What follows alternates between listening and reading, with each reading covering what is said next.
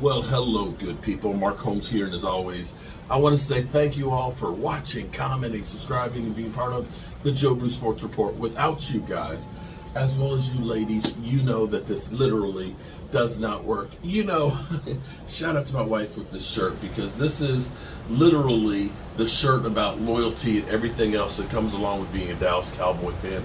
It's not easy, bro. It is not easy in the least, being a Dallas Cowboy fan, but I am one for life, and there's nothing I can do about that. You know, we had so many problems in that game, okay? From Dak Prescott to the defense to the play calling, you know, you name it, you know, personnel, lack of linebackers, lack of a running game, Jerry Jones, and I mean, just look, there's plenty of places to point all the way around. But one of the things that is missing, truly missing, and I want to say shout out to Loyal Cowboy, I think it is. I'll put the link in the description for this, because I saw on Instagram today, it was a clip that he had put together of Michael Irvin, where a defensive back kind of, you know, got all in his face and everything else. And immediately when I saw this, I thought about Ceedee Lamb, and I don't mean to put Ceedee Lamb on blast, because Ceedee Lamb is an incredible talent. But see, you got to have this mentality of a dog in a fight, and you are fighting for your life. And see, the reason why I remember when this thing hit, I remember on one of the pass plays where Ceedee Lamb is doing a stop or a curl, I can't remember what the route was, but he's going back towards the quarterback.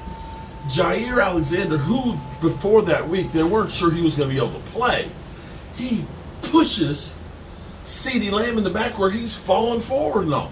And Ceedee Lamb just took this. He literally just took this shove and just walked on back and had this body language low, you know, like he was defeated. And the moment that I saw the video on Instagram that Loyal Cowboy or Logical Cowboy put on, I was like, that's it right there. That's it. That's how you're supposed to react. You're in your home, your stadium. You are the number 2 seed. These are some chumps in your house that should be happy just to be in the damn playoffs. And you gonna let him punk you? And what I thought about was Michael Irvin. Because see, you know, maybe it's because I'm old.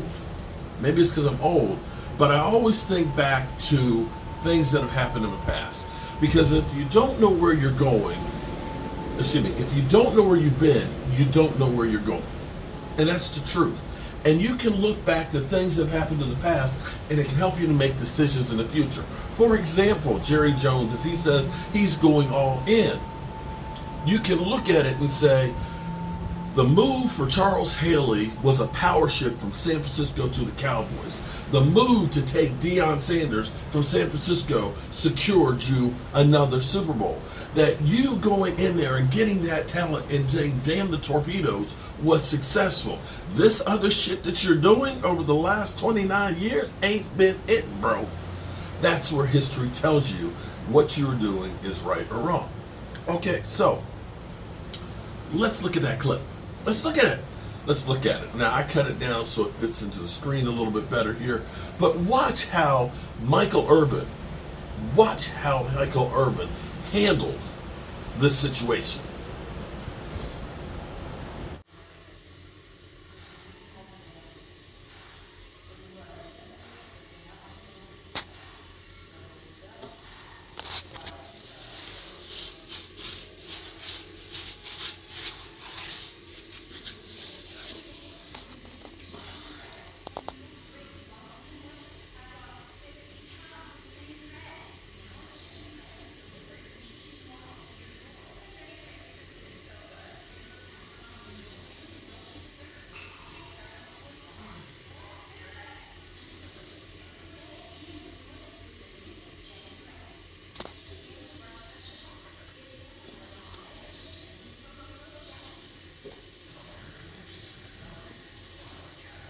Five Academy Awards, Mark. For what? American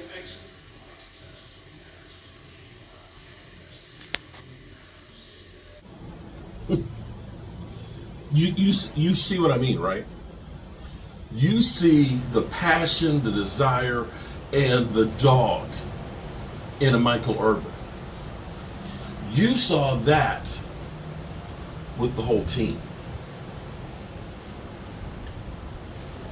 I don't know what the deal is with the Cowboys players. You know, if you want to say they're soft or they're head cases or they feel that we are,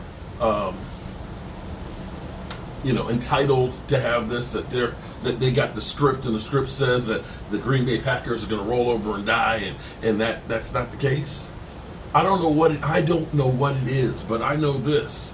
That is the problem that they must fix. There's no ifs, ands, or buts about it.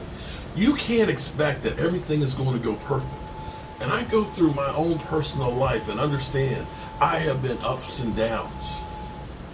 And, it is crazy because I'm reminded in my own personal life that you get knocked down. And being here after being married for 20 years, having been divorced before, having had a flesh-eating bacteria where I lost a job that I loved and spent 6 months learning how to walk again, being bankrupt, having a 5-year-old son and a 3-year-old daughter that I'm trying to raise as I try and get a career started again. I've been knocked down, and it's been real easy to just say, you know what, just kill me now. But I got up off the mat. I didn't take the shit no more, and I did something about it. And I'm gonna finish this video off because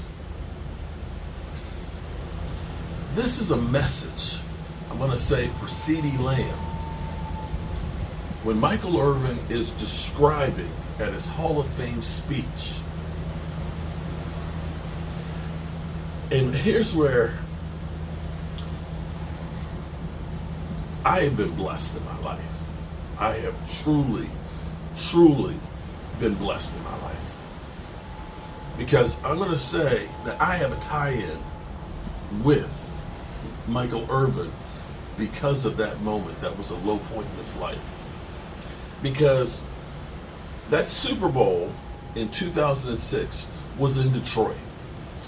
That was the last Super Bowl that Paul Tagliabue was the commissioner of the NFL. That was passing it off to Roger Goodell. I was at the NFL commissioner's party, and it was incredible because at the NFL commissioner's party that year was the who's who. They brought back all of the previous MVPs. I'm literally there seeing Jerry Jones and Emmitt Smith, and there's John Riggins, and there's, the Snake and everything else, and John Elway. It's a who's who. And that night, I see Michael Irvin, and he's standing by himself. Nobody is going anywhere near Michael Irvin, because it was an hour before that party that Michael Irvin found out he was not going into the Pro Football Hall of Fame with his teammates.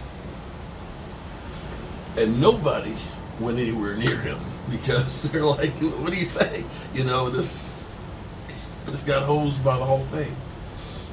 Me being the guy that I am, I never knew that I would have an opportunity to see Michael Irvin.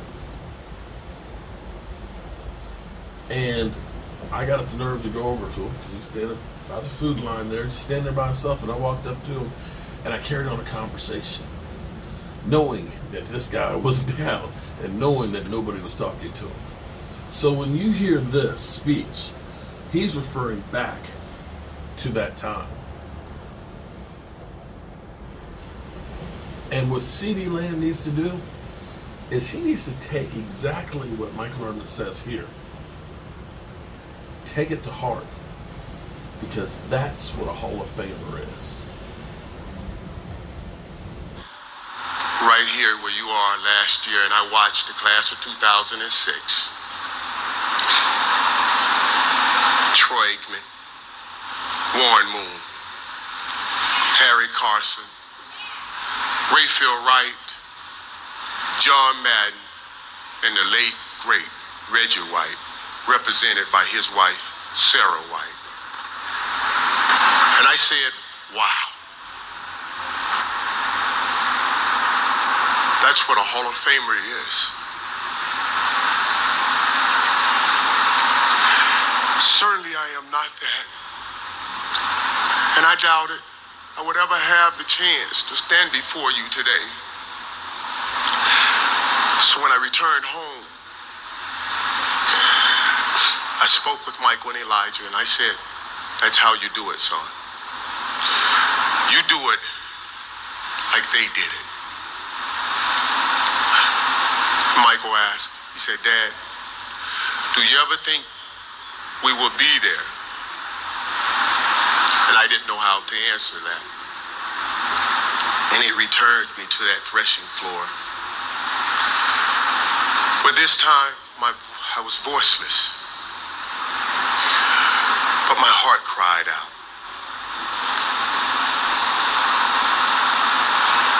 God, why must I go through so many peaks and valleys? I wanted to stand in front of my boys and say, do it like your dad, like any proud dad would want to. Why must I go through so much?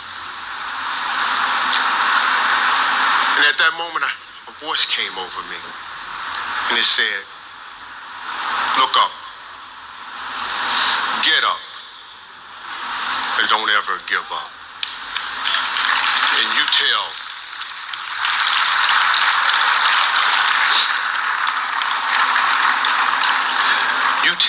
everyone or anyone